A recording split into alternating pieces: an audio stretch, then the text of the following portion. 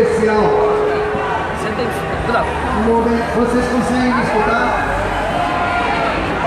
O fundo consegue também? Ótimo. Bom, nós estamos num momento muito especial da nossa história. Um momento em que vivemos um golpe de novo tipo. Um golpe de novo tipo, que é um golpe que, de certa forma, já é uma elaboração de experiências que vivemos no nosso continente. Um golpe que foi praticado em Honduras, no Paraguai, e ao chegar ao Brasil, ele já expressa esta elaboração lá fora. Um golpe em que o aparato de Estado que realiza o golpe, que na década de 60 e 70 foi o aparato das Forças Armadas, desta vez é uma combinação de um aparato que envolve setores do Judiciário, setores do Ministério Público, setores da Polícia Federal e parte da representação parlamentar. Este golpe de novo tipo, eu quero primeiro chamar a atenção de que as forças econômicas que o patrocinaram, não casualmente, são as mesmas que estiveram envolvidas na tentativa de golpe em 1954 contra o presidente Getúlio Vargas, que estiveram envolvidas no golpe nosso de 64. E por quê? Quais forças sociais e econômicas são essas? Os interesses do Estado, estratégicos dos Estados Unidos, que têm contradições profundas com uma série de elementos que se produziram nos anos de governo neodesenvolvimentista no Brasil, sendo talvez a principal delas a articulação de maior envergadura que o Brasil se envolveu, que são os BRICS. Mas todas as articulações internacionais, Unasul, CELAC e um conjunto de elementos e articulações com outros governos progressistas, isso é um motivador para os interesses estratégicos do Estado. Veja, eu não estou falando em um determinado governo, estou falando uma estratégia de Estado dos Estados Unidos. O grande capital financeiro, as corporações transnacionais e a base social para que esse golpe pudesse se realizar foram a alta classe média. Sei que é um conceito polêmico, que é um conceito de renda, mas essa alta classe média esteve presente também na tentativa de golpe de 54, abortada pelo suicídio do presidente Getúlio Vargas, e esteve claramente como uma base social, né, na marcha da família e da propriedade, em 1964. Mas há um outro elemento também que nos demonstra um certo padrão histórico. O tema objeto para tentar essa mobilização da classe média alta e obtê-la é o mesmo tema, é o tema da corrupção. Reparem que o tema da corrupção foi o tema forte em 1954, foi a bandeira empunhada pelos golpistas, por Carlos Lacerda, por toda aquela articulação golpista da UDN. É a bandeira que reaparece em 1964 e é a mesma bandeira que se coloca agora.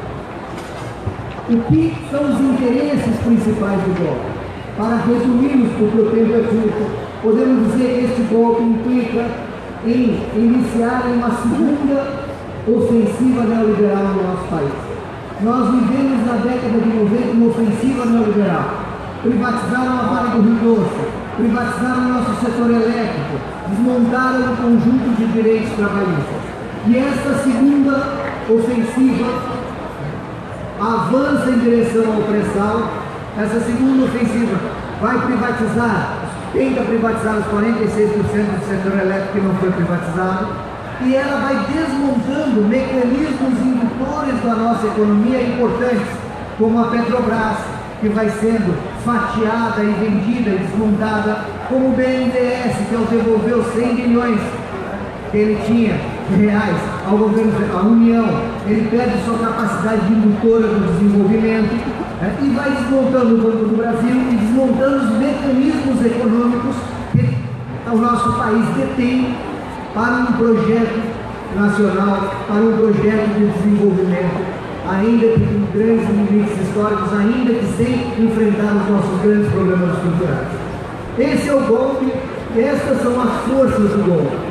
Veja, não temos tempo para debater aqui, mas lacunas e falhas na nossa construção nesses últimos anos fizeram com que, apesar de termos tido grandes e importantes conquistas sociais nesses 13 anos de governo neodesenvolvimentista que foi dirigido pelo PT, saímos com algumas lacunas muito graves, porque não avançamos na organização do povo brasileiro, porque não elevamos o nível de consciência dos trabalhadores, da grande população brasileira, para compreender exatamente as disputas que estavam em jogo, e porque não avançamos na compreensão das transformações profundas e estruturais que são necessárias no país. Estas três lacunas nos fragilizaram muito, nos fragilizam muito, e por isso mesmo, em razão delas, eu acho que é bem razoável a gente utilizar uma caracterização clássica da luta popular, que é a compreensão que estamos agora no momento de defensiva estratégica. O que significa estar numa defensiva estratégica? Significa que, em primeiro lugar, é fundamental construirmos a mais ampla e sólida unidade das forças democráticas e populares do nosso povo. Porque diante de uma ofensiva estratégica dessa natureza, se nos fragmentarmos em várias propostas, em várias construções, em programas diferenciados, ainda que legítimos, ainda que importantes porque expressam concepções diferentes e legítimas entre nós, isso nos fragiliza no momento defensivo em que o inimigo está unificado, está na ofensiva e está com grande capacidade de nos destruir. Nos destruir porque avança sobre as nossas organizações políticas, nos destruir porque pretende avançar na destruição do movimento sindical, nos destruir porque está em curso um conjunto de medidas que vão abalar profundamente a nossa organização de trabalho e a capacidade de luta da classe trabalhadora. Portanto, reagir com unidade nesse momento é a grande questão, a questão estratégica diante de um momento histórico de defensiva estratégica. Mas não é só isso.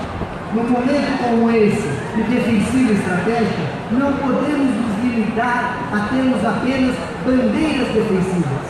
É preciso contrapor um programa. Esse programa tem que saber responder concretamente, reconquistar as parcelas sociais que, neste momento, não nos enxergam forças populares como sua representação. Não são capazes de perceber as forças populares como elas sua representação. Veja, está se construindo nesse país um conjunto de movimentos surdos e ações surdas bastante complexas que podem nos colocar numa situação ainda mais difícil. Uma delas é que se tenta construir um fenômeno eleitoral que é o fenômeno Bolsonaro.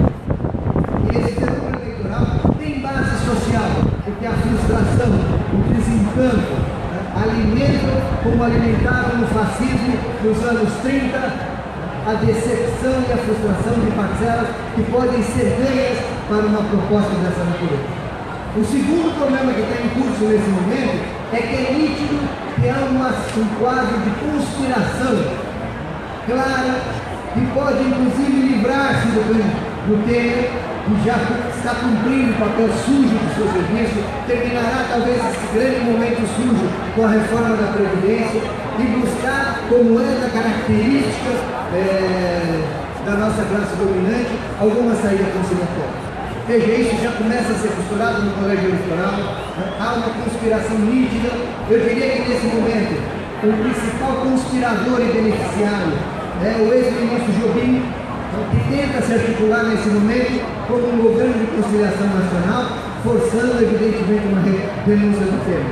Nada disso é fácil para os conspiradores, mas são forças poderosas, parte das grandes forças que patrocinaram o golpe já estão metidas nessa conspiração. Veja, esse é o quadro que nos espera. Esse é um quadro onde estão destruindo o marco regulatório político que foi a Constituição de 88.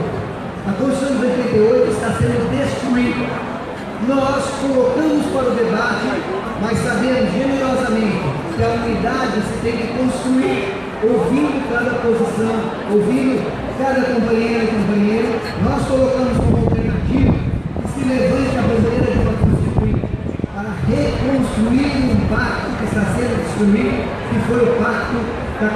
Constituição Federal de 1988. Sabemos que essa bandeira é polêmica. Sabemos que ela só faz sentido se assumirmos de forma unitária nos vários setores das forças populares. Mas esse é um debate que para nós é necessário nesse momento, para que não fiquemos apenas numa situação defensiva e saibamos nos colocar de forma ofensiva clara nessa conjuntura.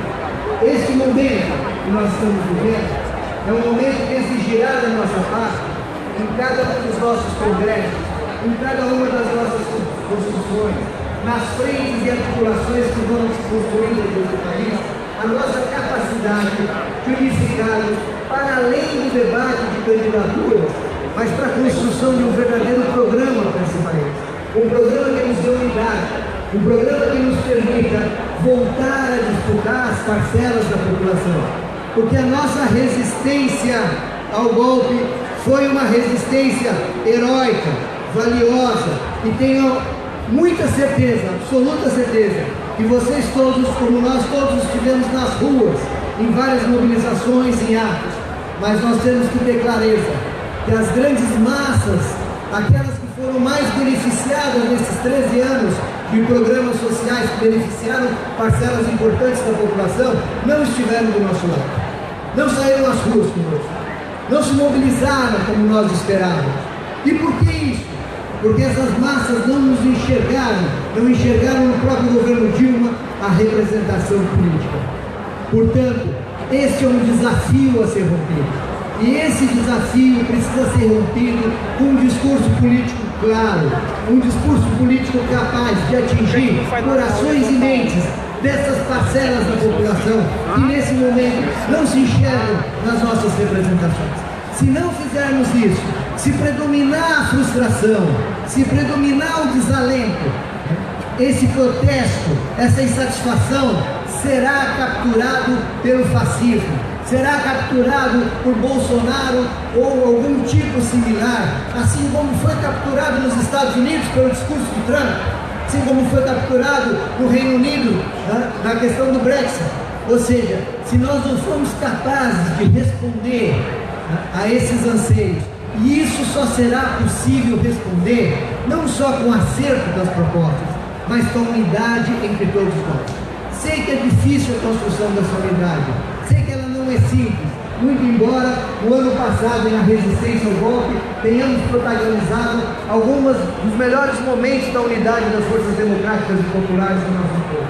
Agora, com o golpe em curso, é mais complexo manter essa unidade, mas esse é um esforço histórico, esse é o esforço que a história nos coloca, e nesse esforço, a parcela da juventude, essa juventude que é historicamente protagonista e capaz de fazer isso, essa juventude que está aqui agora, tem um papel decisivo, o papel mais importante para assegurar que a nossa unidade avance no sentido de avançar claramente com um projeto popular, com um projeto nacional, com um projeto de desenvolvimento do nosso país. Muito obrigado.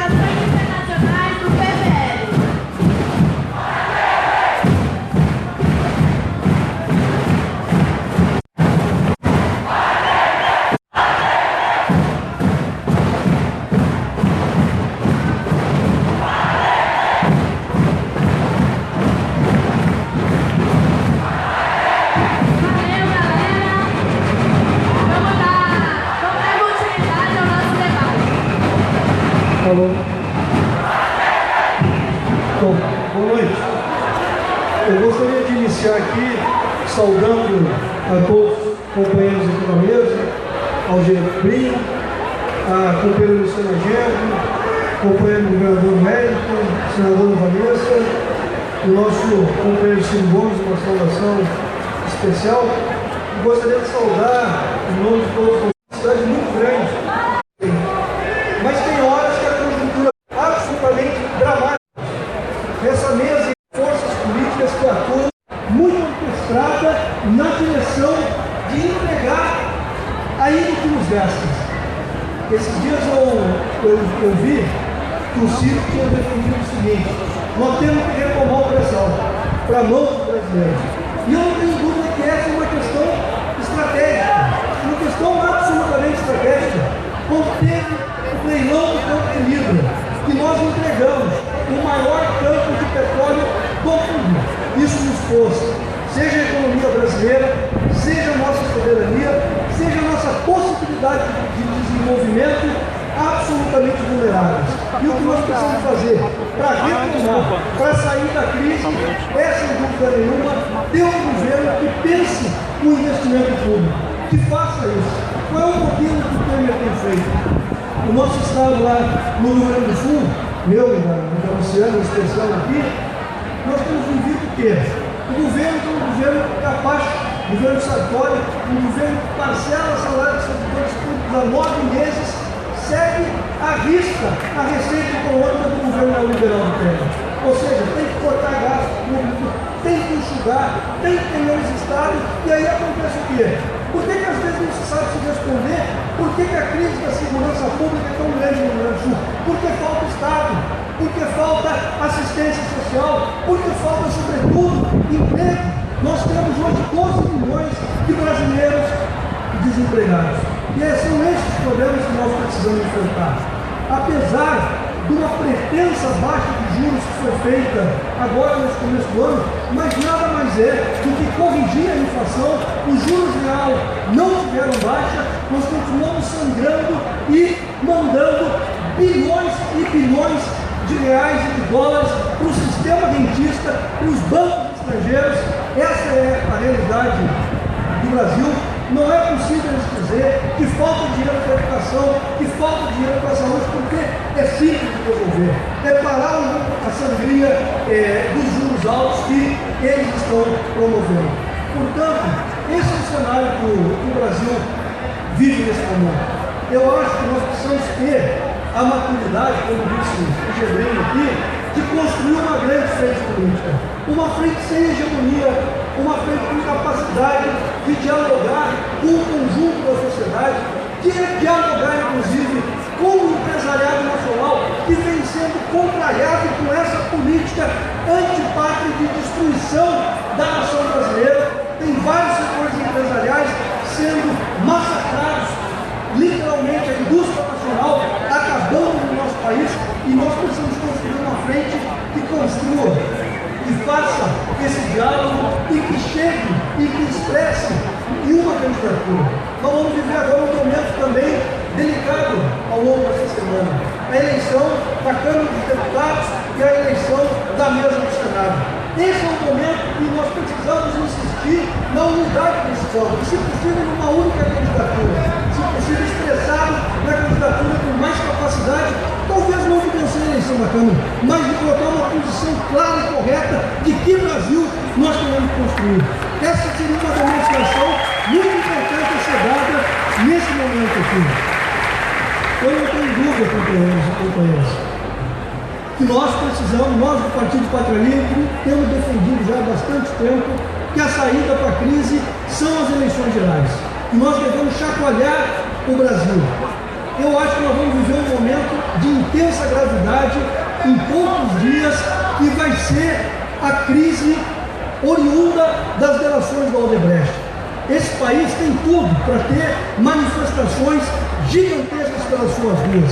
Nós podemos acoplar isso à palavra de ordem de novas eleições. Nós precisamos remover o Temer e remover a quadrilha que está se apossando.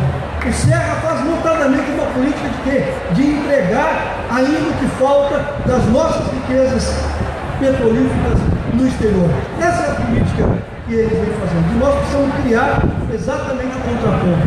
Eu acho que a UNE e a UBS, assim como o movimento sindical, que vai precisar tomar as ruas contra a reforma da Previdência de Temer, e nós temos força suficiente para barrar a reforma da Previdência que Temer está querendo propor para o povo brasileiro. O povo brasileiro é capaz de barrar se a nossa unidade for firme e existir. Nós podemos ir para as ruas, chamando as eleições gerais, sendo contra a reforma da Previdência, denunciando, não cedendo 1 milímetro nessa luta toda que nós vamos fazer. E vamos ter, se não conseguirmos fazer as eleições gerais imediatamente, em 2018, uma nova eleição presidencial. E esse é o momento desse conjunto de forças que está aqui, do PSOL, do Ciro, do PCdoB, dos companheiros todos dos movimentos sociais que atuam não diretamente dentro exatamente de uma corrente política. Nós precisamos achar e construir essa alternativa que possibilite pôr para fora, limpar o Brasil, fazer de fato uma mudança radical. E acho que nós precisamos também, para concluir aqui a minha fala, sobretudo, não só aqui no Brasil, mas na América Latina, nós temos tido determinados problemas. E nós precisamos verdadeiramente fazer as autocríticas que são necessárias fazer. Sem elas nós não vamos avançar. Não adianta só nós falar que a direita cresceu e que a direita cresceu. Nós precisamos reconhecer os equívocos que foram cometidos, até para que eles não sejam cometidos de novo. Ter a unidade suficiente para isso, para reconhecer, para construir a unidade e para fazer a luta andar para frente, fazer a luta caminhar em passos largos na direção da gente libertar o Brasil da escravidão econômica, dos monopólios financeiros e do rentismo que hoje atropela a nossa economia, a vida da nossa população, a vida do nosso povo. Portanto, companheiros, parabéns à UNE, parabéns por esse magnífico e brilhante encontro aqui, por essa Bienal que representa, sobretudo, a unidade do movimento político, a unidade do movimento estudantil, que representa uma UNE forte, uma UNE verdadeiramente que abriga e é capaz de conviver com todo tipo de opinião, mas ao fim e ao cabo sair dela unificada e pronta para lutar em nome do nosso povo brasileiro. Muito obrigado. Muito obrigado, Márcio. Eu queria então passar agora a palavra para o governador do Piauí, que nos prestigia nesse evento. Eu queria agradecer muito a sua presença. Governador Wellington Dias.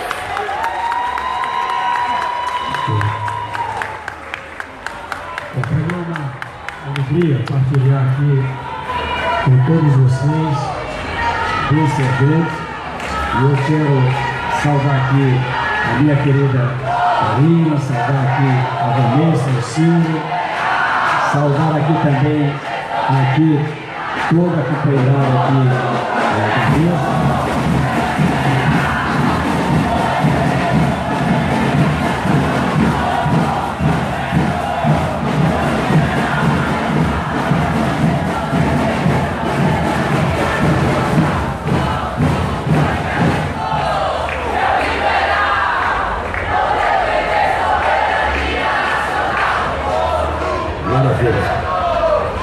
Bom, então eu quero saudar aqui com muita alegria o Ricardo, o Márcio, Oliveira, aqui a nossa querida Luciana, saudar a Vanessa, o Ciro.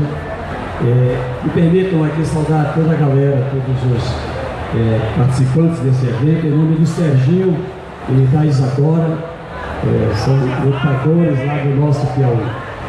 Vejam só, eu quero tratar aqui de 2 blocos. O primeiro em relação à política e o outro daquilo que temos dialogado alguns governadores do nosso país, principalmente aqui do Nordeste, mas também com alguns governadores de outros estados.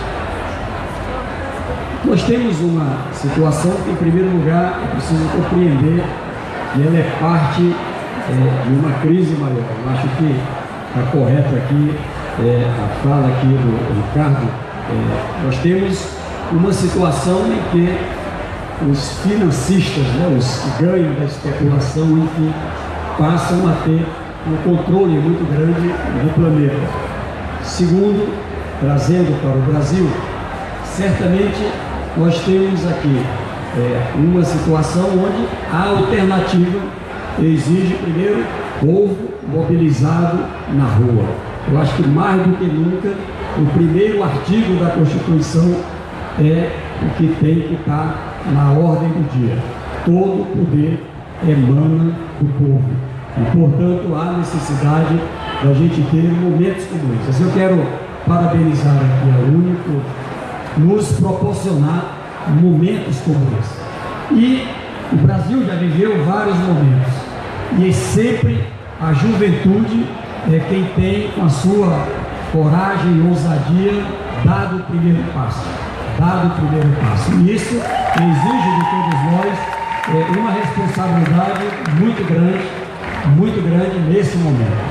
Segundo, não tem alternativa. Eu acho que há para os próximos dias uma expectativa de termos um golpe dentro do golpe, ou seja, uma tentativa até de afastar o Temer, mas para uma eleição indireta, e aí eu acho que não pode ter qualquer vacilo.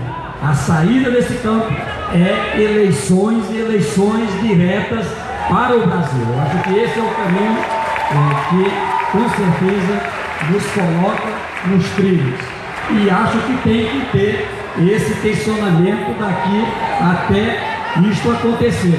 Nem que seja, como o Márcio lembrava aqui, em 18. Acho que isso inclusive ajuda a que a gente tenha a reconstrução, né, do caminho para a unidade de forças democráticas. Por quê? Porque, em primeiro lugar, a democracia. Eu acho que acima de qualquer coisa, a defesa da democracia. Nesse aspecto, eu creio que há algo que, nesse instante, está no Congresso Nacional e acho que não podemos vacilar. Na crise institucional, é visível a necessidade de regras que possa garantir, não é, medidas contra abuso de autoridade. É isso que a gente tem a cada instante. A partir do instante em que o juiz, seja quem for, passa a fazer abuso de autoridade, seja prendendo liderança de movimentos sociais, seja através de julgamentos sem prova, ou seja, isso é o centro da democracia. E quero aqui, me permito, concordando com as avaliações feitas para o país, claramente nós temos um projeto em curso que tem como centro a defesa do capital e o mais grave, o capital especulativo. Basta olhar o quanto ele favorece, com juros altos, com todas as medidas nesta linha. Assim, o que a gente tem trabalhado no Fórum dos Governadores, aqui, principalmente do Nordeste, é a necessidade de termos algumas medidas em comum, o conjunto das forças democráticas do país. A primeira delas, precisamos lutar pela redução dos juros. Não é razoável, lá no meu Piauí, lá onde eu morava, lá no interior, a gente achava um escândalo os agiotas cobrarem 10%. E nós temos hoje cartão de crédito a 483%, e isso, parece que está todo mundo anestesiado. Então eu acho que a defesa, de que a gente tenha a redução dos juros é o primeiro passo. Nesse aspecto, há instrumentos para isso. Não é razoável a gente, numa situação de crise, onde o emprego tem que ser o centro, e a gente vivenciar a nossa taxa de juros básicos, a Selic, no patamar que está, e caindo lentamente. Qualquer lugar democrático do planeta, qualquer economia sustentável do planeta, não passa a taxa de juro básico de 2% da inflação.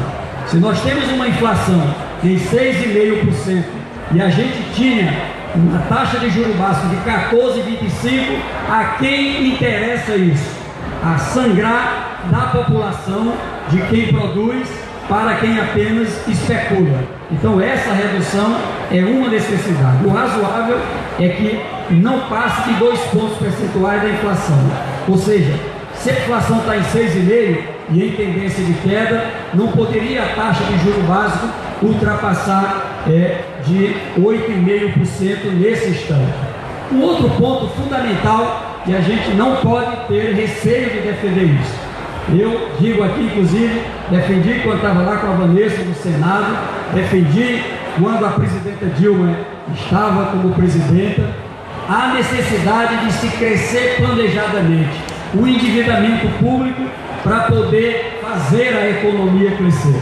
Na época eu defendia 3 pontos percentuais do crescimento da dívida, era 56, iria para 59, para ter algo como 180 bilhões aproximadamente, 60 bilhões para um conjunto de ações voltada para o campo social, água, unidade básica, um conjunto de ações que interessa à população, e aproximadamente 120 bilhões, é isso que resulta, voltado para aquilo que faz reduzir o custo do Brasil e faz crescer a economia. Isso por si só, 180 bilhões na economia, já é capaz de gerar mais de 1 milhão de empregos no nosso país, que é o ponto mais grave da nossa crise, na minha opinião, além do aspecto democrático. Junto com isso, a necessidade da gente olhar para um outro ponto fundamental que tem o Brasil. O Brasil tem uma das maiores reservas líquidas do planeta nesse instante. São cerca de 370, 380 bilhões de dólares. Qual é a tese que eu tenho advogado com outras lideranças? Qual é o colchão capaz de sustentar a nossa relação internacional? E, a partir daí, tirar da nossa reserva, tá certo, em moeda estrangeira, quitar a dívida e abrir espaço para captação fora. Como é que não tem dinheiro para Minha Casa Minha Vida? Não tem dinheiro para o Pronaf, não tem dinheiro para o FIES, não tem dinheiro para o ProUni, não tem dinheiro para aquilo que interessa à população? Claro que tem dinheiro, tá? A população perdendo emprego, a população perdendo direitos, e do outro lado, o país com uma poupança ali onde a gente paga taxa Selic por ela, para poder ficar lá dentro do Banco Central. Ao tirar do Banco Central, quitar a dívida, temos um ganho porque deixamos de pagar no Banco Central, temos um ganho porque passamos a ter as condições da dívida. E fazer a captação fora, onde a gente tem lá fora taxas de 3, 4% no máximo, para poder acelerar o investimento dentro do mercado interno. Do outro lado, é preciso manter a proteção social. E aí, eu acho que não pode ter vacilo. Nenhum direito a menos, nenhum programa a menos. Há necessidade de seguir nessa direção. E eu digo aqui a vocês, o Piauí está fazendo isso. Se o Piauí pode, quem não pode nesse país? É isso que com certeza nós temos que trabalhar. Do outro lado, fala-se muito em controle de gastos. E o que nós temos que trabalhar é a garantia para que se tenha aumento da capacidade de investimento. Por isso que não é razoável, como quer o presidente da República, fazer um ajuste que é apenas para proteger o pagamento de juros e serviços da dívida, que fica fora da dívida, que fica fora dos limites. Pode cortar de educação, pode cortar do social, pode cortar de qualquer área, desde que sobre dinheiro para poder pagar juros e serviços da dívida. Só o ano de 2016 foram algo mais próximo de 600 bilhões de reais que se teve de pagamento de juros e serviços da dívida. É isso que com certeza nós temos que trabalhar. Por último, eu quero defender que nós tenhamos a capacidade de, ao ampliar o investimento, voltar para as camadas mais pobres. Aí está correto sim Luiz Inácio Lula da Silva quando defende que é exatamente investido nos mais pobres, investido nos mais pobres que se faz a economia crescer. À medida que a gente incentiva no campo ou na cidade De um lado, fazendo coisas que a população mais pobre precisa: habitação, água, energia.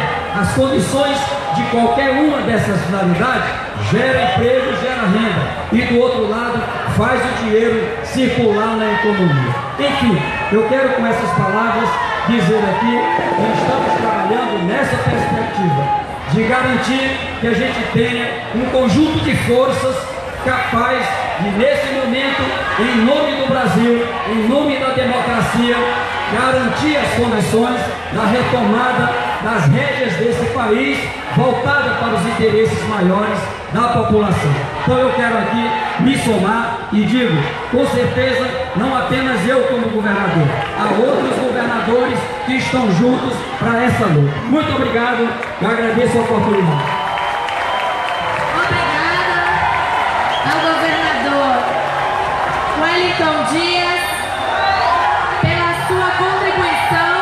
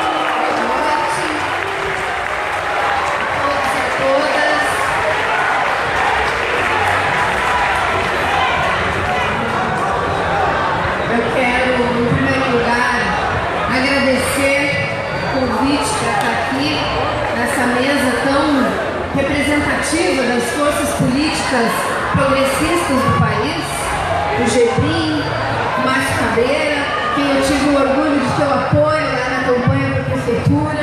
Quero aqui de público agradecer essa parceria que nós tivemos em Porto Alegre.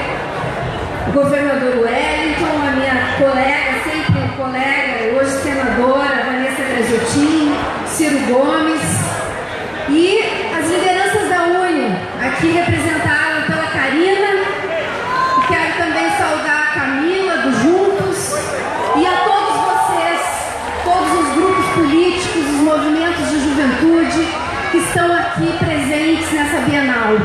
Quero também dar um abraço no meu amigo, companheiro, deputado estadual do PSOL, Renato Roseno, agradecendo a presença dele aqui com a gente.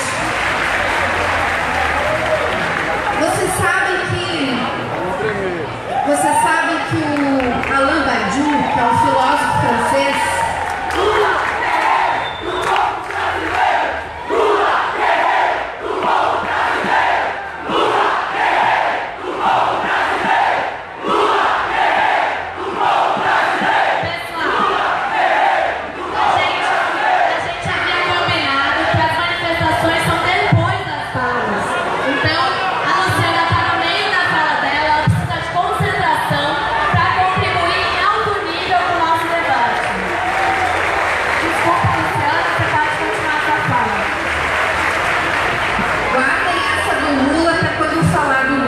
tá bom?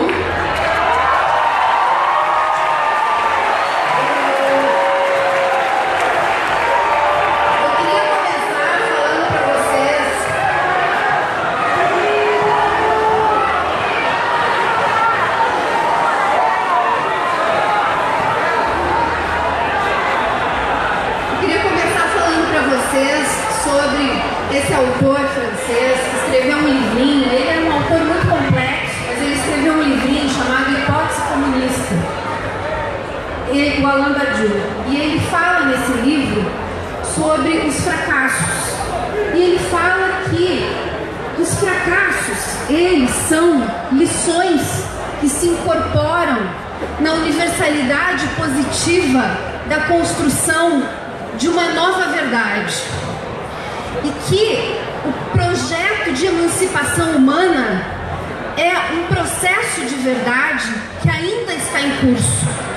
E que os fracassos que nós sofremos, as derrotas que nós sofremos nesse processo de luta pela emancipação humana, se nós soubermos tirar as lições desse processo, se nós soubermos localizar os pontos aonde nós cometemos os erros e as escolhas foram desastrosas, nós podemos fazer desses fracassos universalidades positivas para a construção dessa nova verdade.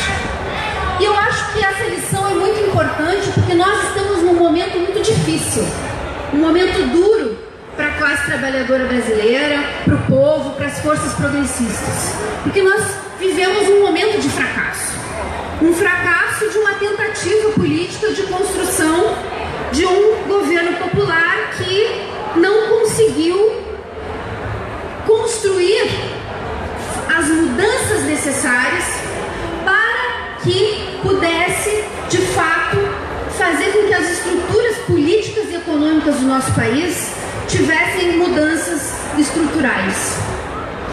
Isso é um momento em que um governo golpista, um governo ilegítimo, assume o poder depois de 13 anos de um governo de forças progressistas, no qual você sabe que nós do PSOL fizemos oposição de esquerda e temos críticas profundas a esses 13 anos de governo, mas inegavelmente eram forças progressistas que estavam no poder e hoje são forças conservadoras, forças reacionárias, forças sem nenhuma legitimidade popular.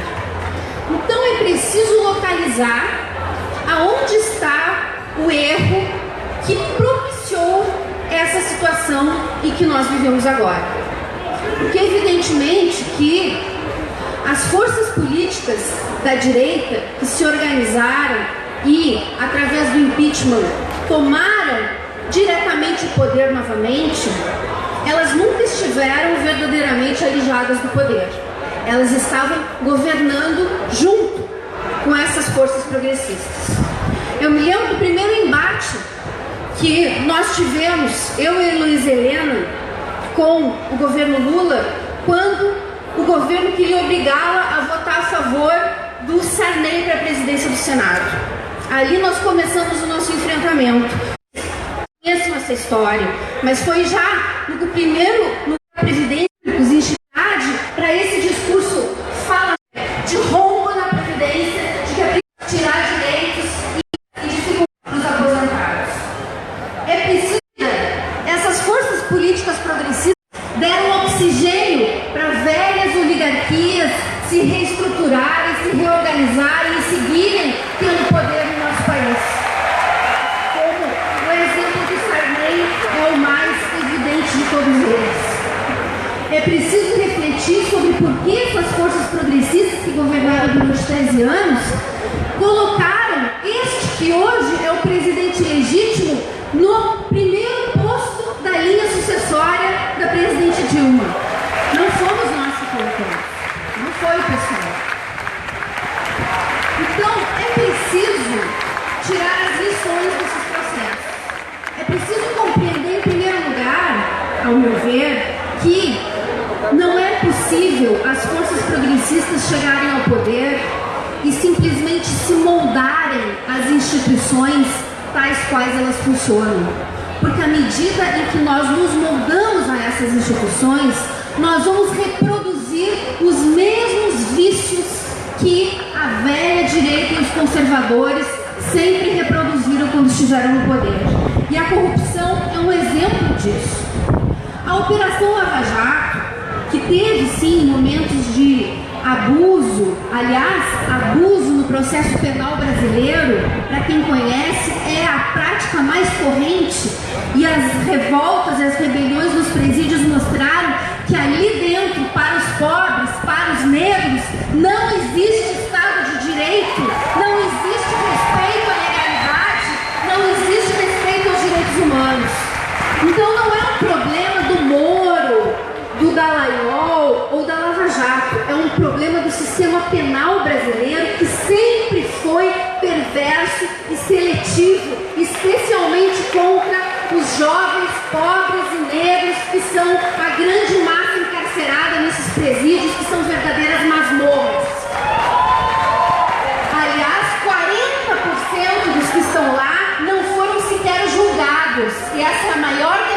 informação de que o Estado de Direito no Brasil não existe para todos.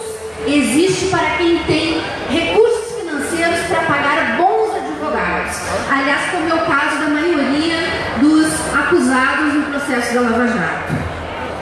Então nós precisamos entender que a corrupção é intrínseca a esse modelo capitalista. Portanto, se as forças progressistas chegam ao poder e reproduzem as instituições e mantêm o sistema intacto, é inevitável que a corrupção vai se alastrar, como nós estamos vendo agora. Por isso nós precisamos exigir que a Lava Jato vá até o final, doa pindoer, que não seja seletiva, que não pare nos governantes do último governo, que siga e que as delações da Odebrecht venham a público, porque a morte lamentável e terrível do ministro Teori Zavascki colocou em risco os fatos que estão descritos nessas delações virem à tona. Esperamos que a ministra Carmen Lúcia tenha a grandeza de homologar as delações e fazer com que o povo brasileiro saiba o que ocorreu por trás de todos esses bastidores, não só do governo Lula, não só do governo Dilma, do Temer, do PMDB, do PSDB, do Aécio, de todas as forças políticas que governaram ou já governaram esse país. É preciso ir a fundo, sem ter ilusões de que o sistema judicial brasileiro vai salvar o Brasil, porque ele não vai. Só quem pode salvar o Brasil é o povo brasileiro, é a mobilização popular, é a juventude que ocupou as escolas, que ocupou as universidades, que esteve em Brasília no dia 29 de novembro. Eu sei que muitos de vocês estiveram lá, enfrentando as bombas de gás lacrimogêneo para defender a educação, para lutar contra a PEC do teto, para dizer que nós não vamos aceitar as reformas trabalhistas que vão destruir a CLT, que vão comprometer o futuro dos trabalhadores, que nós não vamos aceitar essa reforma da Previdência que vai acabar com a aposentadoria. Essa luta do povo é quem pode salvar o nosso país. Mas é preciso que nós unamos forças para enfrentar essas tentativas de ataque que o Temer e os seus governadores espalhados pelo Brasil estão tentando fazer ao povo. Lá no Rio Grande do Sul, é o governador Sartori atacando o salário, atrasando o salário dos servidores, fechando empresas públicas, privatizando, assim como em vários locais, como o Rio de Janeiro. Vai ser essa a tônica da política imposta por Temer, inclusive para renegociar a dívida dos estados. Nós precisamos resistir, precisamos enfraquecer esse governo. É claro que apoiar os candidatos do governo para a presidência da Câmara e do Senado não ajuda a enfraquecer e a lutar pelo Fora Temer, porque o Fora Temer não pode ser apenas uma bandeira vazia.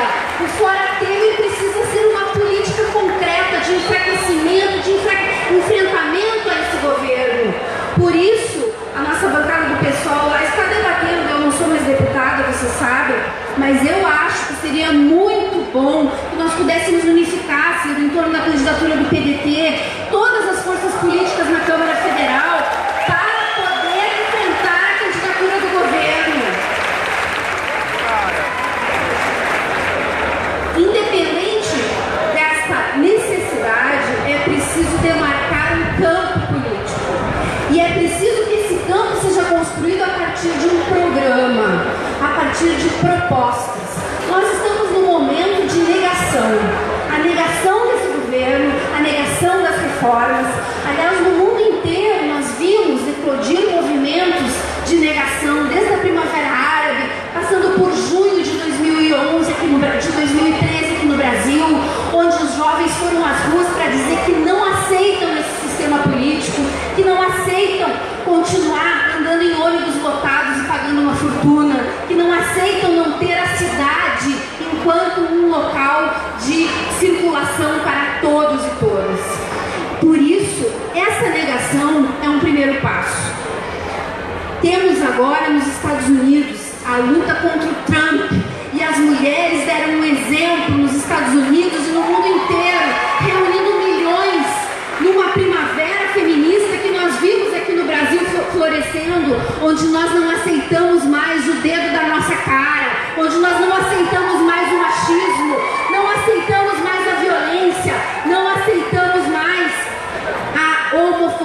a LGBTfobia, o racismo, a discriminação.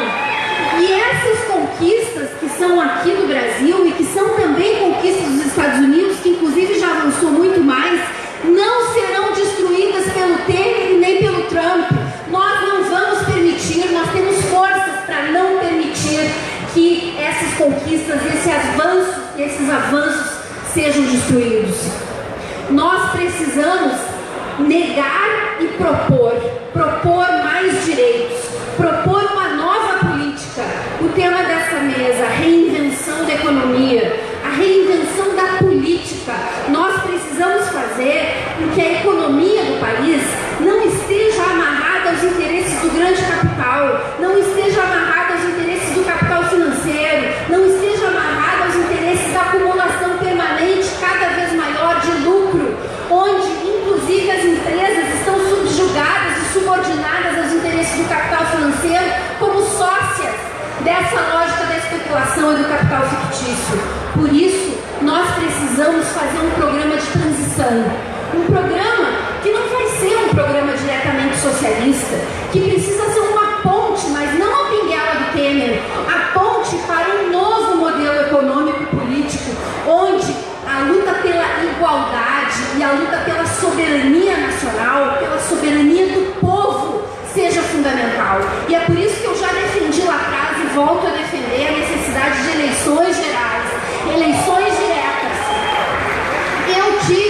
Eu tive a opinião de que a melhor maneira de se enfrentar lá atrás o impeachment não era dizendo fica Dilma simplesmente, porque o povo já não queria mais aquele governo, porque estava traindo seus próprios compromissos.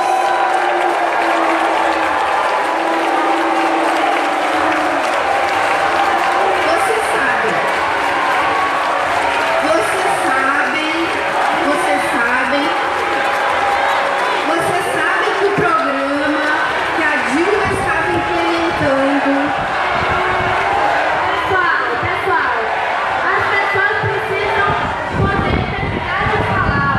E aí depois a gente se manifesta. É preciso ter respeito. Vaia, não cabe aqui entre nós. Então eu queria pedir respeito, aplaudir quem quiser apoiar. Depois vai poder gritar a palavra de ordem com todos os nossos contrapontos, mas as pessoas precisam falar. Vocês sabem, mesmo os que apoiam o PT, sabem que a Dilma, no segundo mandato, quando nomeou Joaquim Levy, traiu seus compromissos de campanha. E isso levou a uma perda de legitimidade. É preciso aceitar essa realidade, até para que nós possamos fazer um balanço desse processo e construir algo novo, quem sabe até juntos. Nós precisamos saber que a perda da legitimidade teve a ver com o abandono do seu programa. E é por isso que eu defendi lá atrás a necessidade de eleições para se enfrentar os golpistas do impeachment, para se enfrentar o Temer. Nós poderíamos ter feito uma grande campanha por diretas naquele momento, onde havia uma disposição, inclusive esses setores que saíram às ruas puxados pela direita, poderiam estar conosco, porque esta classe média já esteve com o PT.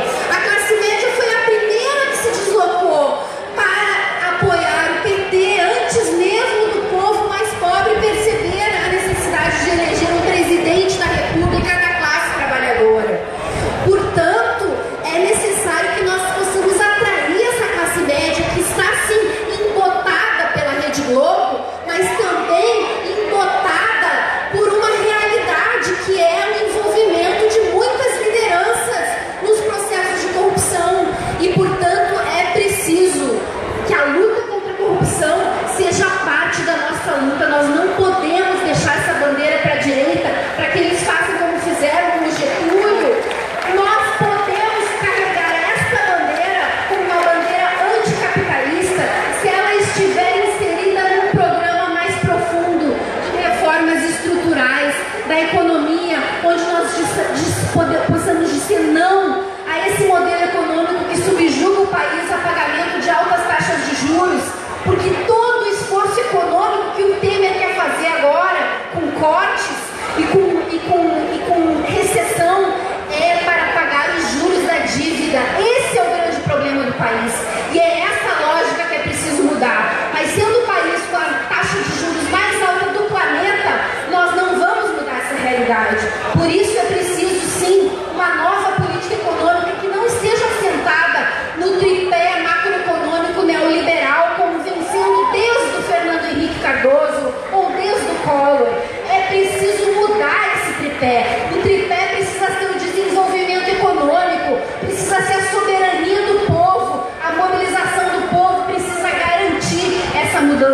estrutural.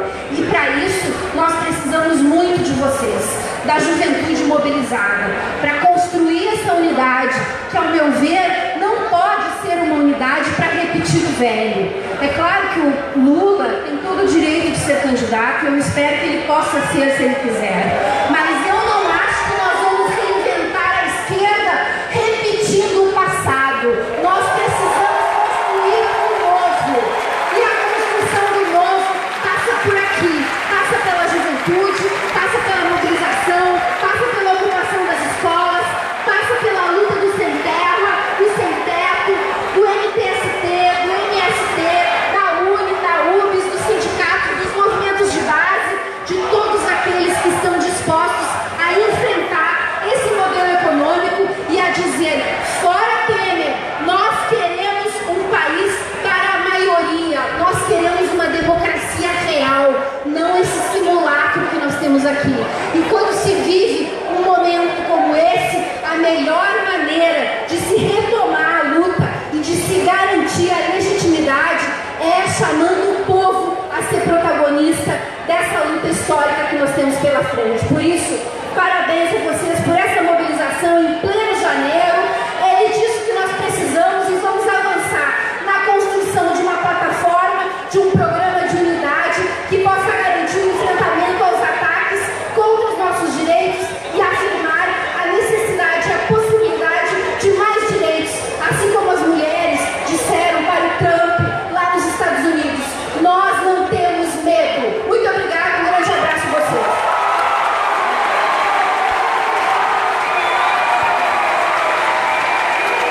Muito obrigada, Luciana.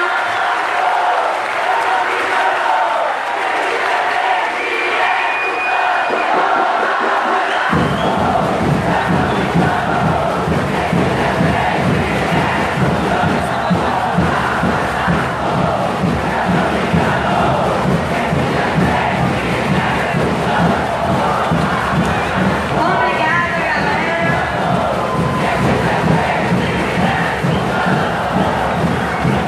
Obrigada, Luciana, pela sua contribuição. Queria chamar agora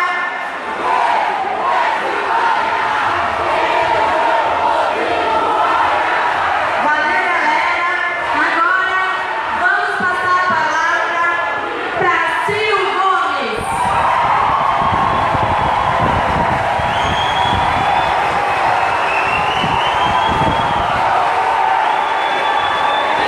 Primeiramente, fora Temer. Eu quero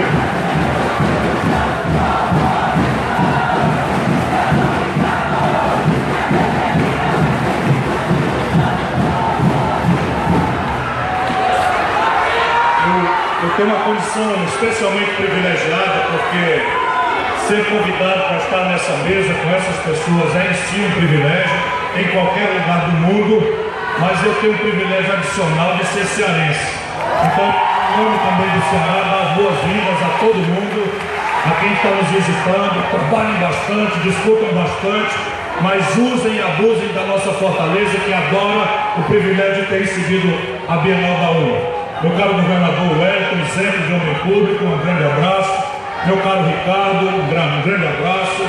Meu caro Márcio, um grande abraço. Karina, minha querida, é um privilégio mais uma vez repartir uma mesa sob sua liderança. Minha cara Luciana Genro, é um privilégio ouvi-la. Eu assinaria embaixo, especialmente com aquela parte disso que nós temos que transitar para o socialismo com uma certa paciência e tática. Isso é muito importante ouvir da boca de uma pessoa do PSOL. E minha cara amiga, senadora Vanessa Graziotin, exemplo do valor da mulher brasileira. O privilégio de falar depois de tanta gente inteligente é poder dizer o seguinte: ó, tudo que eles falaram, rigorosamente, eu sou um cara treinado nessas assembleias, venho desde o movimento estudantil, então eu não tenho medo de cara feia. Então, se houvesse algum reparo que eu achasse necessário fazer a fala de qualquer dos companheiros que me antecederam, eu faria. Faloria, disso não tenho dúvida. Michel Temer. Faloria. Toca-lhe a mão com o dedo é pouco, francamente. O bicho cafona. Mas eu assino embaixo, isso me permite um pouco, porque nesse momento o Brasil está doente. E não é a política brasileira que está doente, não. Essa está muito doente. Está terminal o ciclo. O Brasil, a sociedade brasileira está doente. E há um lado, há um tecido, há um órgão, um pedaço do Brasil que está demonstrando uma vitalidade muito sadia. E estes são os estudantes brasileiros, secundaristas e universitários. E isso não é uma coisa para bajular vocês, apenas eu vou subir um pouco o tom com o privilégio de incorporar tudo que eu ouvi aqui para tentar ajudar, do meu ponto de vista, a entendermos o que está acontecendo com o nosso país. Repare bem, em 1980, o Brasil representava 1% do comércio mundial, como um sintoma relativo da nossa presença no mundo. E a China representava, em 1980, 1% do comércio mundial. Como expressão, de novo, muito valiosa, porque a China tem 1 bilhão de habitantes e nós tínhamos 100 e poucos milhões de habitantes. Portanto, é uma demonstração muito valiosa, exemplar, de vitalidade econômica. O Brasil representava 1% do comércio do mundo e a China representava 1% do comércio do mundo. Hoje, escuta aí, macho, escuta aí. Hoje, daqui a pouco vai ter polêmica, aguenta a mão aí que vai ter. Hoje, rapaziada, hoje o Brasil, 40 anos depois, o Brasil representa 1% do comércio mundial. De 1980 para cá a gente não evoluiu absolutamente nada sob esse ponto de vista, esse indicador. E a China representa 12,5% do comércio global. Qual é a economia política que está funcionando? É a economia política do laissez-faire, do capitalismo livre, dominada especialmente pelo rentismo, do Estado fora, do Estado demitido, do Estado irresponsável pelo desenvolvimento, como a mitologia neoliberal propõe, como se fosse ciência boa, sendo ideologia de quinta categoria, ou respeitadas as diferenças intransplantáveis da história da China, da sua política, da sua institucionalidade. A economia política que parece funcionar é aquela que põe em coordenação os empreendedores, o Estado, que é regida por planejamento de curto, médio e longo prazo e que forma poupança em casa e, portanto, não depende da especulação financeira global. Me parece que os números nos permitem, inclusive, ouvir um pouco mais os velhos, para a gente entender, porque nossa digressão não está na apreciação da doença.